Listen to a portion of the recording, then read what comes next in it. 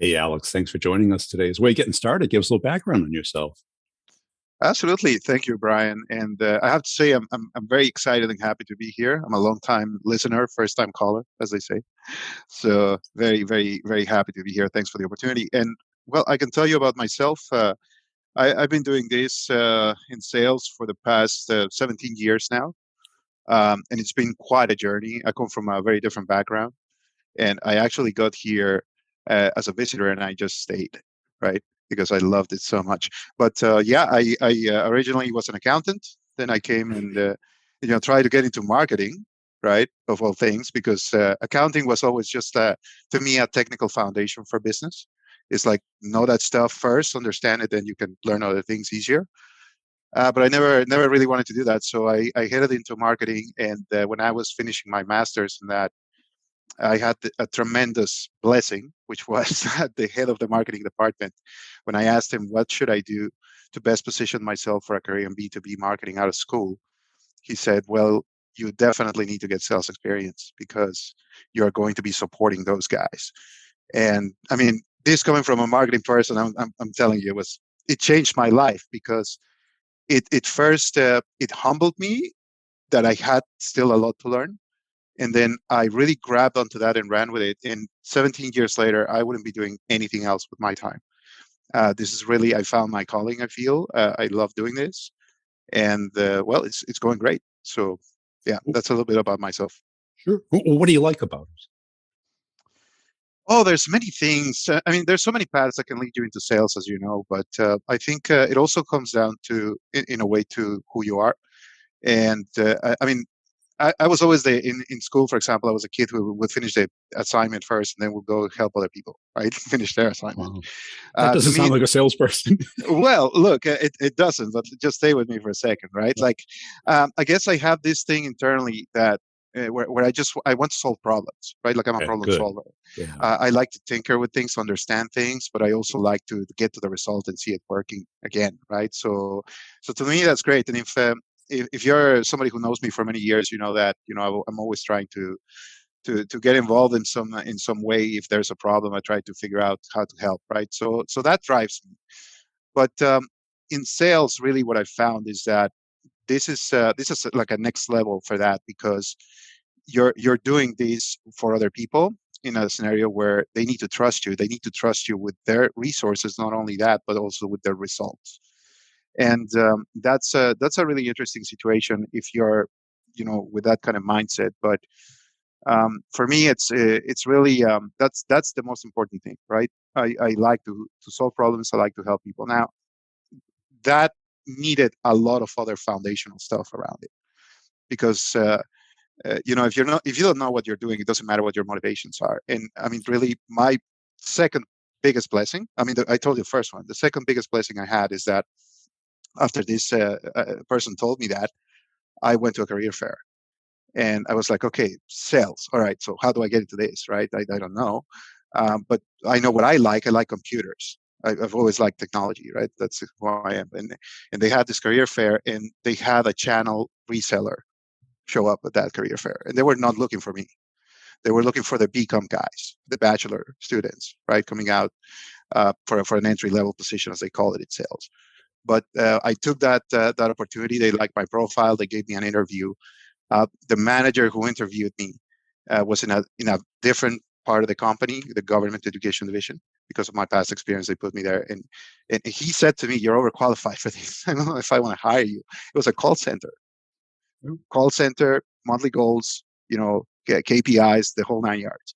But he said, "Look, I'm gonna take a chance on you because I think you want to do this." And I basically I wanted to learn, so that was my school, Okay. out of school. Now I that's the really hardest, isn't it? Yes, absolutely. There's so many things you have to unlearn in a way to get good at something. You have to really leave your assumptions at the door and be humble and just open up, right? And try to take it in and understand it. And I had the tremendous luck of having two managers who were like that. They were people who cared about their team. They wanted to Yeah. see you succeed. And also they were not afraid to share their secrets with you, right? What made them successful and what had been tried and tested. They wouldn't just push you in the deep end of the pool. Some other people did that. and it didn't work that well, right? I see that a lot today. Managers like, well, just let them do the 100 calls a day, and they just need, reps. And it's like, yeah, they do need reps, but don't they Yeah, need good reps? yeah, Repetitions, meaning not representative. yeah, definitely. I mean, there's a difference between working hard and working smart, as they say, right? And I mean, to me, that mindset that you describe in terms of churn and burn, and they're like just manpower, almost like beasts of burden, right? I Yeah, mean, that's yeah, yeah, horsepower. Yeah. yeah, horsepower, exactly. Your sound went away. Oh, There you go. I'm I'm sorry. Can you hear? Okay, You're back now. yeah. And the channel that we used to joke about, the Ben Hur galley, Yeah, when they just like exactly. rowing like that. I mean, that's one way to do it. The other way to do it is to really work with people to first share the knowledge and fundamentals that will make them successful, and then help them implement that in a consistent way, Yes. and then support throughout, because there will be always outliers that you never discussed in training, but that will come up. Yeah. So that's a different kind of leadership, and the results are what speaks for that, right? And is that where you got good, or was that just a good start? Oh no, that was a great start. I did Yeah. that for about 6 years. Like I Wow. said, monthly goals, KPIs, Six call years. call pure call calling. But it was great because I was able to just sell anything. We had like thousands of products. You want a mouse, all the way to a full data center with services. I could do that. So it was a great way to really learn to learn as well. Yeah. You had to understand different kinds of product families. You had to understand different kinds of solutions and all that. But more importantly, you had to learn to ask questions, because you really had to first get an in and then build a little bit of rapport. But once you have that, you have to show value. Yes.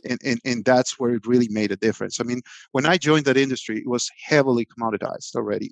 The heavy hitters in the company that were making like six figures as a rep in a call center, they had been doing it for years when it was like the golden days of the call center. And I mean, when I joined in, it was just like there's a dime a dozen of you, right? When you call somebody. So you really had to distinguish yourself in your work.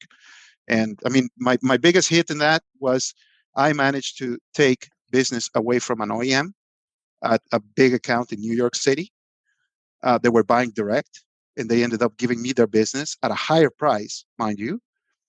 And I mean, I loved it, right? But one Yeah. day when the IT director was retiring, we were just saying our goodbyes and wishing ourselves each other luck.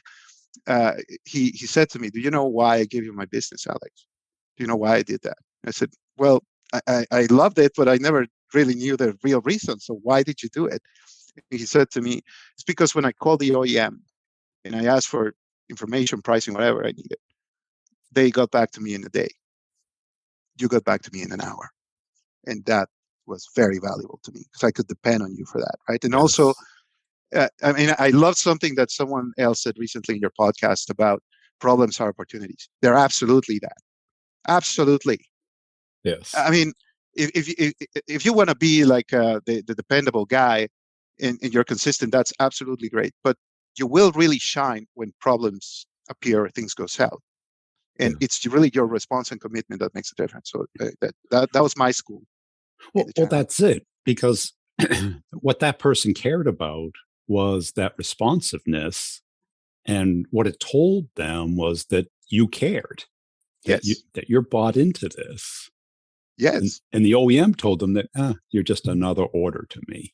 yeah, So people will pay more, yes, right? yes, absolutely. There's a premium for service, but it's because when it's critical to you, Yes. when you need things to happen, that's when you go the extra leg, right? And anyway, that was the channel. But after that, I wanted to really get into enterprise sales, right? I mean, I saw myself working for like, I don't know, Lenovo or IBM or one of those big guys, and there wasn't really enough room to grow in the company. So after a brief stint at a bank, where I found out that that was not for me, I got back into tech, and Yeah. now I got into software. And I've been in software or SaaS ever since. It's the best, in my opinion. But it was a different kind of game because in the channel, for example, one thing they would teach you to build rapport is, I mean, you're calling, calling you, your tech director Right. for a school. I need to first get you to like me somehow, right? Like I'm not Yes. that like that other guy who just started pitching. No, no, no. Hey, what do you like? What's up with this? I read about this thing that you guys are doing. That's great.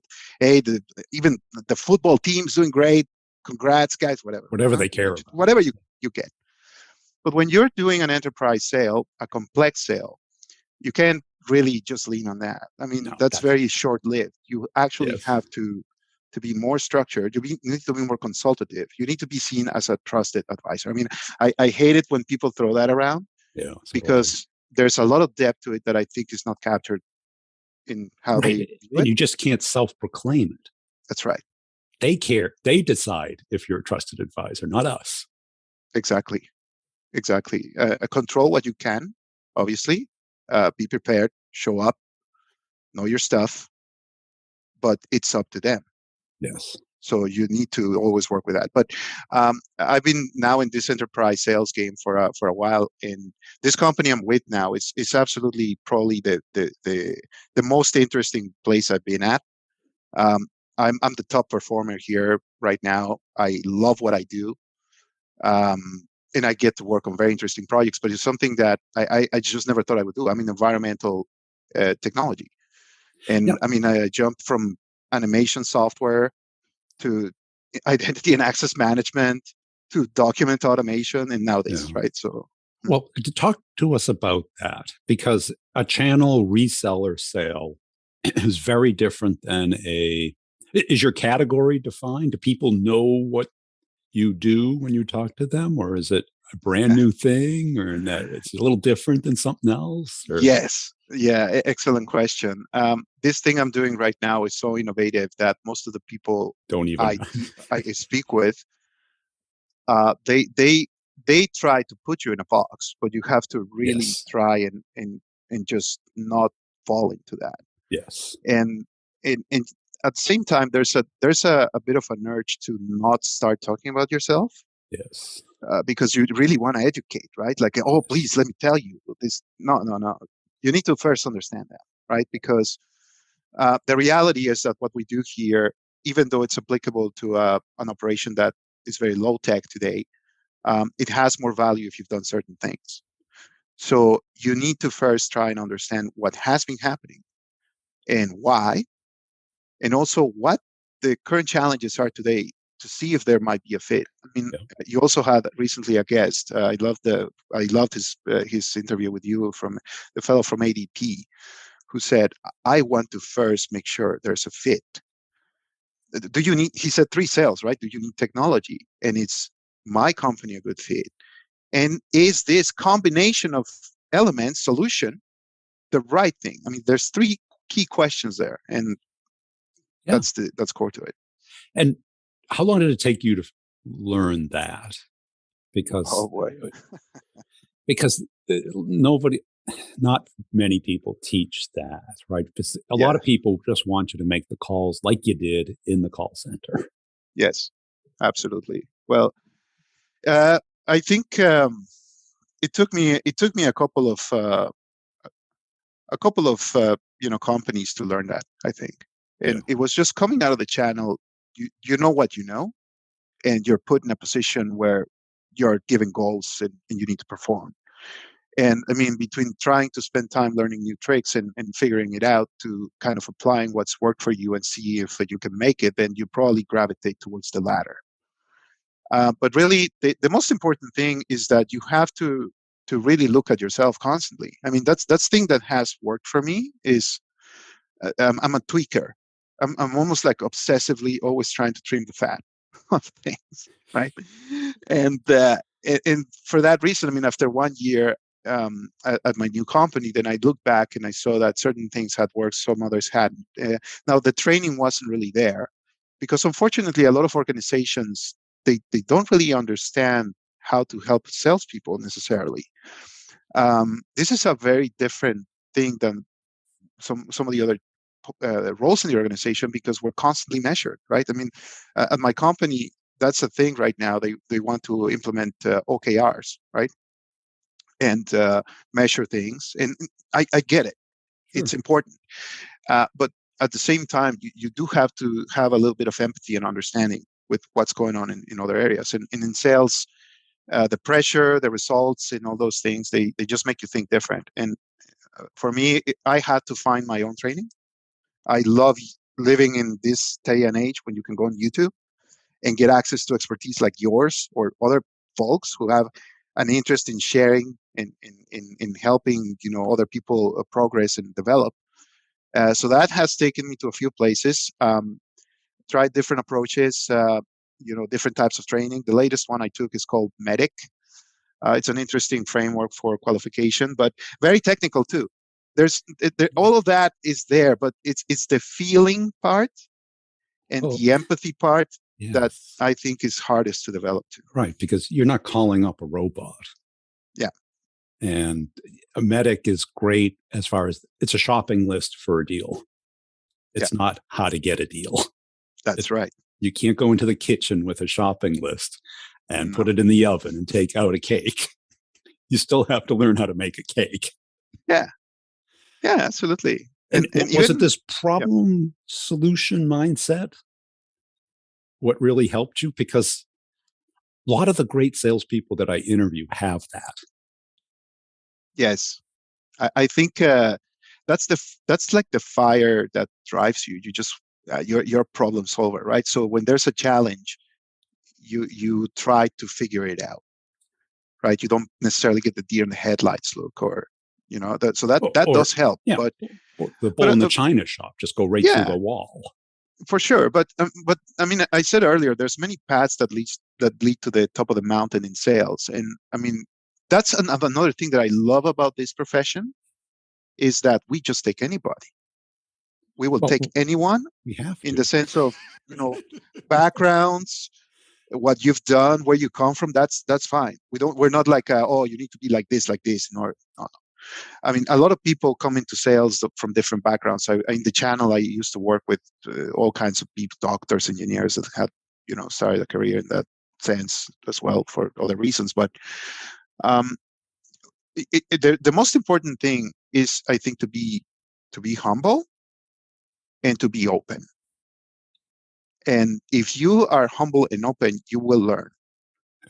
And also, you need to have a motivation, a personal motivation behind it. I mean, for some people, it's financial.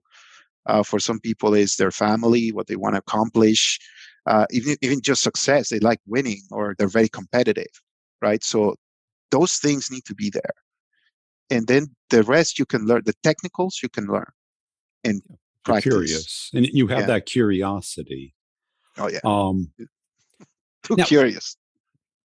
now, how did you avoid getting put in that box? Because that's the natural tendency when you're at a early stage startup that does something different. They've got to kind of relate it to something they already understand, which is good, but then you got to very quickly build off of that and have them understand how it's different. Yes, and I think your question, you're referring to the folks that I speak with, right? The Yes. clients I deal with. Yes. So, well, I think first you need to acknowledge their knowledge, right? You need to say, I understand that this is something that you are not necessarily completely alien to. I mean, this is something you have heard, for example, about environmental monitoring. That's a thing. Sure. However, there are a lot of things that have changed in the past 10 years. And I mean, let me ask you something. If you were a company in the 1980s or 1990s even, and you were in transportation, and then somebody came to you and said, look, I have this really cool thing called GPS navigation. You want to see it? I mean, maps and navigation. Yes. You get around town. That's what you do. But if somebody came in at that time and said, look, I can give you this, would you think it's interesting to know about that? I think you would. Yeah. And that's really what we're trying to do here, is to Yes. show you what's possible now. But first, before we do that, we want to understand what you're doing. Because honestly, I mean, a phrase that I love now is prescription without diagnosis is malpractice, right? I have to understand you. I can't just like give you things and let you figure it out, right? Well, I love that analogy because it gets people curious and out of the commodity box. Yes, yes. And That's actually an example I use in my presentations. it's I, it's I've just, fantastic because now people yeah, pin you to like GPS. So now they're trying, oh, this something's really changed here. yeah, And if we get into it, they could do great stuff for us. yeah. And there's another angle to it. I'll reveal it to you here between us and these four virtual worlds. Yeah, The GPS and driving analogy is something that most people understand, absolutely. Yeah. and it's related to an emotional pain that we all feel, right? Nobody likes to be stuck in traffic. Or And if lost. there was exactly, but I when I say this to people that I travel into a city I don't know, and now I have a way to tell this thing, hey, I need at what time do I need to leave from this hotel I'm staying to make it to my meeting at this time? And Yes. it will tell me at this time leave. It doesn't give me any more work to do. It just gives me what I need. Yeah. It's beautiful, no?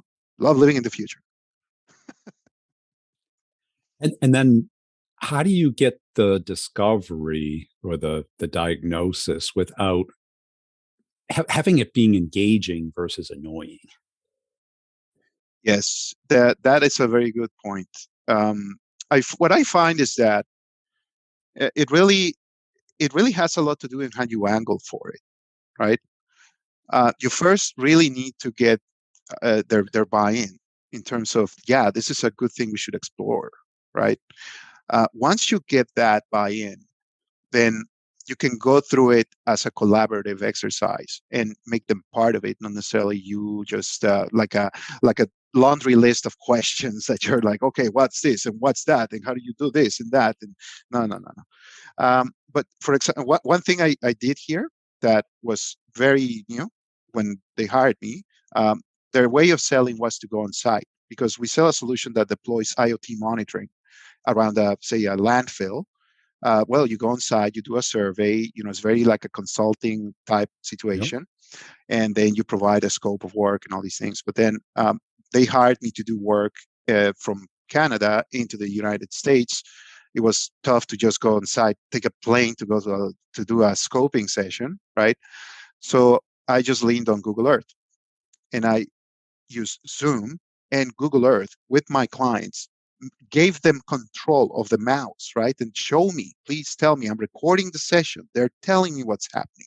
But I also bring to that meeting, for example, information they don't have, because I can pull wind data for their location and clean up the high speeds that are not relevant, leave the low speed data that is relevant, show it on the map on their facility, geolocated. We can also pull, for example, GIS layers with other pollutant sources in the area to show you who's around you and what the distribution is. Let's talk about what we're trying to accomplish here. And when you go through a few of those, and the client keeps saying, "Yeah, this is yes, this is what I feel. This is yeah," that's when it gets good Yeah. because they participated in it. You didn't push it on them.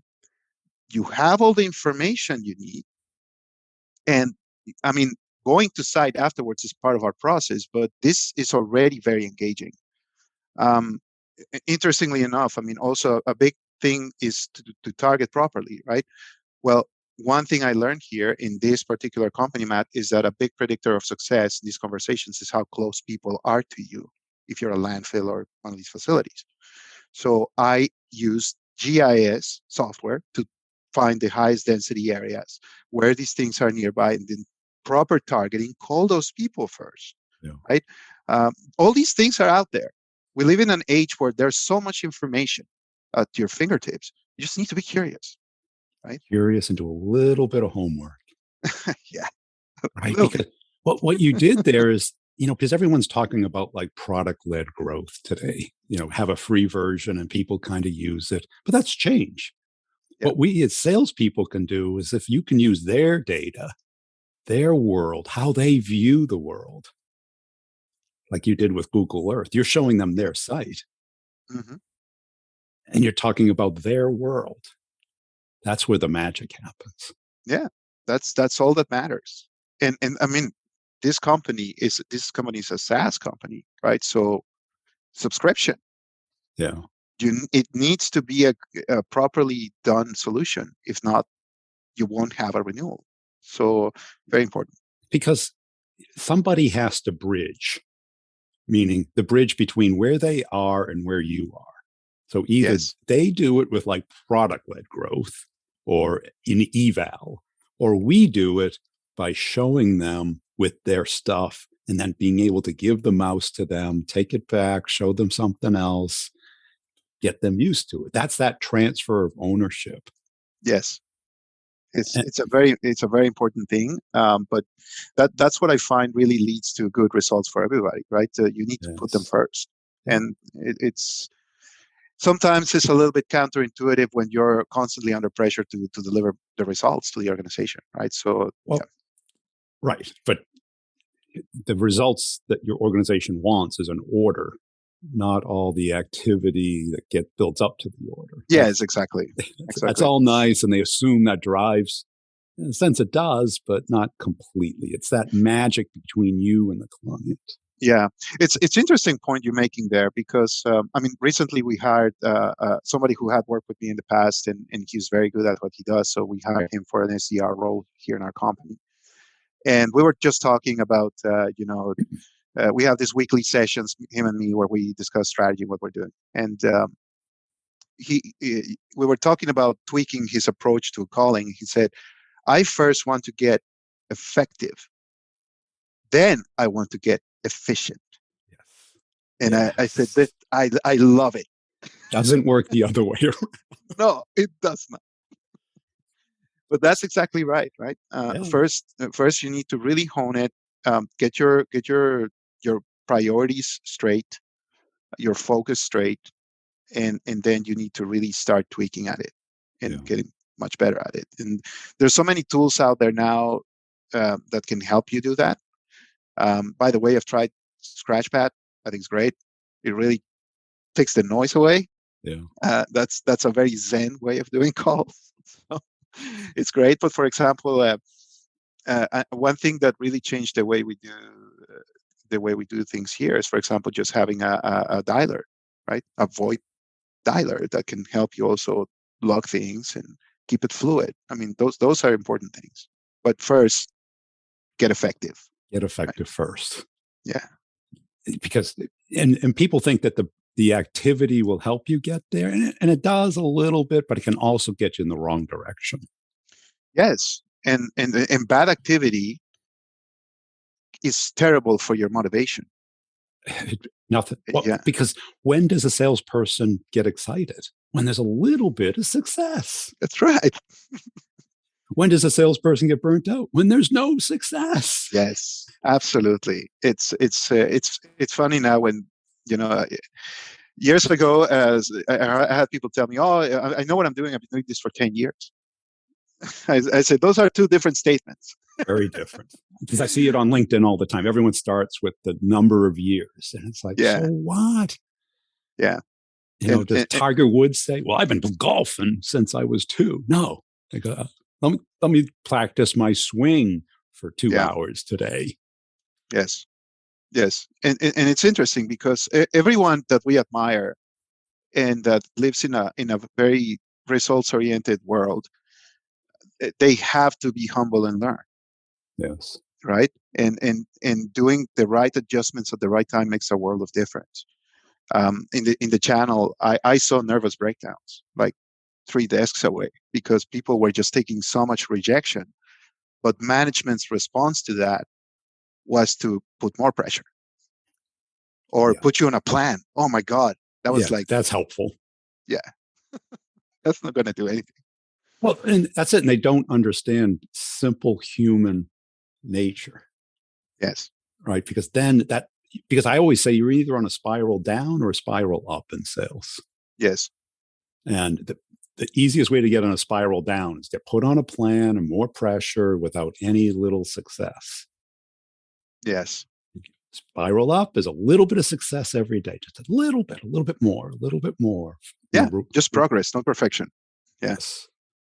Cool. Hey, Alex, I really appreciate your time today. Where can people go to connect and follow you? Oh, thank you, Brian. And I'm on LinkedIn. Definitely, like most people, you can find me there if you look for Alex Zamudio. That's spelled Z like zebra, Amudio. And if you connect with me, I'll actually send you a quick invite to another community that I found very helpful. This is something that has connected me with some very interesting people around the world. Networking tool, but also, well, thank you very much for this opportunity. I really love this conversation, and you're doing great work. This is what salespeople need. Proper guidance can make you tremendously successful in this. So thank you for everything you do.